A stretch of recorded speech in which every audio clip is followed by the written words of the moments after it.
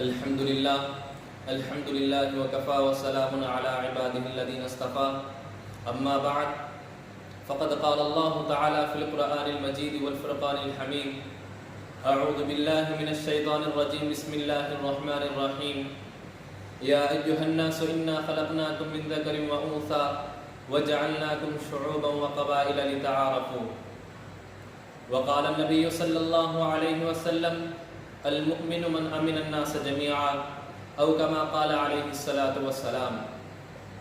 محترم حاضرین مجلس، آج میری تقریر کا عنوان ہے حضور اکرم صلی اللہ علیہ وسلم کا غیر مسلموں کے ساتھ حسن سلوک۔ محترم حضرات، آج کی یہ مہذب دنیا، شائستگی کی شاہکار دنیا یوں کہتی ہے کہ ہم اینٹ کا جواب پتھر سے دیں گے۔ یہ زمانہ قدیم کا قدیم طرز تھا، بلکہ ہم ایک کلمہ تند و تلخ کا جواب بارود سے، فقرہ بیجا کا جواب گولیوں سے، صدائے ناروا کا جواب توپوں سے، زبان سے نکلی ہوئی آواز کا جواب سزائے موت سے دیں گے۔ بہرحال تاریخ کے پڑھنے والوں نے پڑھا ہوگا، سرگزشتوں کے لکھنے والوں نے لکھا ہوگا، جدید و قدیم تاریخ نویسیوں نے طباعت کی ہوگی۔ بلا شبہ تاریخ میں سب کچھ موجود ہے، لیکن اے تاریخ تو کیوں نہیں بولتی؟ اے گردش دوران تو کیوں جواب نہیں دیتا؟ اے انقلاب زمانہ تو کیوں خاموش ہے؟ اے دھرتی ذرا اے تو بتا، تجھ پر وہ کون شخص تھا جو خار دینے والوں کو گل دیا تھا، ستانے والوں کو گلے سے لگایا تھا اور پتھر برسانے والوں پر پھول نچھاور کیا تھا؟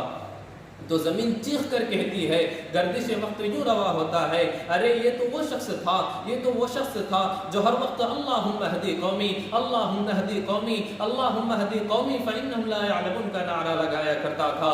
یہ تو وہ شخص تھا جس کو طائف کی شوریدہ شر اور شورا پشت قوم نے اوباشت کے ہاتھوں میں چھوڑ دیا تھا، جنہوں نے نبی کے جسم اتھر پر پتھروں کی بوچھار کر دی تھی اور آپ کے جسم کو خون سے شرابور کیا تھا، یہاں تک کہ آپ کے نعلین شریفین بھی خون سے لبریز ہو چکے تھے۔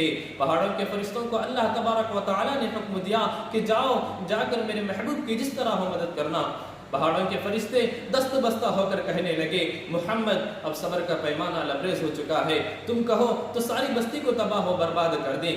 لیکن قربان جائیے نبی کریم صلی اللہ علیہ وسلم کے اس حسن سلوک والے قول پر جس کا نقشہ شاعر یوں کھینچتا ہے، رسول اللہ پر لوگوں نے پتھر اس قدر مارے لہو بہنے لگا، زخمی محمد ہو گئے سارے۔ یہ حالت دیکھ کر فوراً فرشتوں نے کہا آ کر، کہو تو ختم کر دو ان کو، مر جائیں گے ٹکرا کر۔ جناب رحمت للعالمین نے سن کر یہ فرمایا، میں اس دہر میں قہر و غضب بن کر نہیں آیا، میں ان کے حق میں کیوں قہر الہی کی دعا مانگوں؟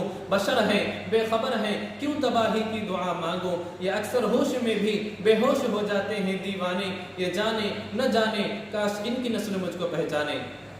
عزیزان گرامی، ذرا آگے بڑھ کر اس یہودی کے ساتھ بھی حسن سلوک کو سنتے جانا جو ستا لینے کی غرض سے بتکلف نبی کا مہمان ہوا تھا۔ آپ صلی اللہ علیہ وسلم نے بھی اس کی تواضع در تواضع مدارات پر مدارات کی، خود نیم سیر ہو کر شکم سیر کیا، رات میں نبوت کے بستر پر سلا کر خاک کے بستر پر سویا۔ یہودی بدہضمی کی وجہ سے دست کا شکار ہو گیا، وہ ضرورت سے زیادہ کھا چکا تھا، حجرہ مبارک کو گندہ کیا، بستر مبارک پر غلاظت کر دی اور صبح جلدی اٹھ کر چلا گیا اور جاتے جاتے اپنی تلوار بھول چکا تھا۔ تلوار لینے کی غرض سے واپس لوٹا تو کیا دیکھتا ہے کہ مدنی تاجدار، ہم غریبوں کے غم گسار، سید ابرار و اخیار، آقائے نامدار، شہنشاہ دی وقار، گلشن ہستی کے اولین فصل بہار، انیس الغریبین، رحمت للعالمین، طٰہٰ و یاسین، عمیم بے کساں، فخر رسولاں، نازش دو جہاں، عبد المطلب کے جگر پارے، کشتی ملت کے بے بنہارے، کونین میں سب سے انوکھے سب سے نرالے، دائے حلیمہ کے جگر پارے، رب کے دلارے، احمد مجتبہ، کملی والے مصطفیٰ، اپنے دست نبوت سے حجرہ نبوت کو بستر نبوت سے واجب القتل کی غلاظت صاف کر رہے ہیں۔ یہودی یہ دیکھ کر آگے بڑھتا ہے اور دست نبوت کو چوم لیتا ہے، پھر کیا ہوتا ہے؟ بقول شاعر، حسن اخلاق سے کردار مجسم بن جا، حسن اخلاق سے کردار مجسم بن جا، تجھ کو ابلیس بھی دیکھے تو مسلمان ہو جائے کا قول صادق آتا ہے اور وہ مسلمان ہو جاتا ہے۔